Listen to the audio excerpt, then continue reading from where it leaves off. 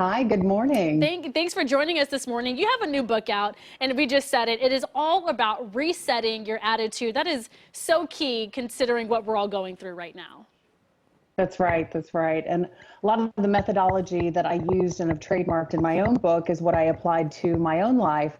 There's really two ways that we can look at the situation, right? And it's looking at it, there's a lot of anxiety, unknown, there's fear, but there's what we do have control over in our mind is putting ourselves in a positive space. And so the reset methodology really helps take people through that and stay in that positive space even when there's a lot of fear and unknown and uncertainty. Sure. Now the book is called Reset, and you've given some definition for every single letter, starting with the letter R. Recognize when anxiety and fear creep in.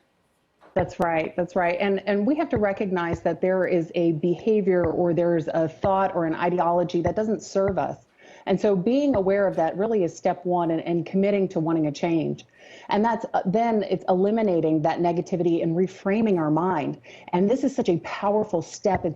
And what I do with my clients is we work through and say, what do you control in that situation? Okay. The gyms, for example, may all be closed, but you can control working out at home, going online. There's a lot of really good classes that are starting to pop up online and supporting local businesses. So what do you control in your own space? Yeah.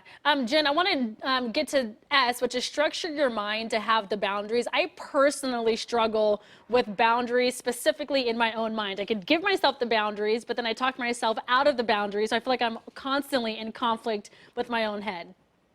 Yeah. And I love boundaries. I think of them like a bowling lane, and they're the bumpers that keep your mind from going in the gutter.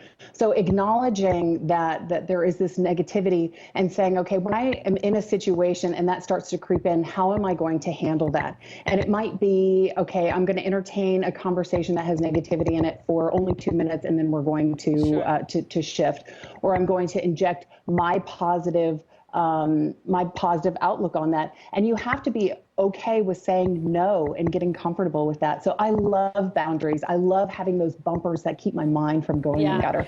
Jen, we have about 30 more seconds, so let's jump to elevate your thoughts, and then last, transform your life once and for all with practical tools. Yes. So elevating is really living in today. It's practicing gratitude. It's being grateful for everything that you have and transforming. This isn't about something that you saw on the Saturday morning news. This is a lifestyle and committing to what is going to serve you best. So it's all about the transformational changes. And I do have that all listed out in my book, which you can find online at jensugermeyer.com, sugar with an E. And it walks you through all of those steps to really armor your mind to be your strongest muscle and to keep you staying positive, especially in these times. Absolutely. Jen, FaceTiming here all the way from Dallas, Texas. Thank you so much for joining us this morning. And again, we'll make sure we link her website to our website. That paperback, $14.95, and for an ebook, $8.99. I think totally worth it. I got to work on the boundaries thing. So thank you so much for shedding some light on that, Jen. Have a good day. Yes, ma'am. You too. Many restaurants are staying alive.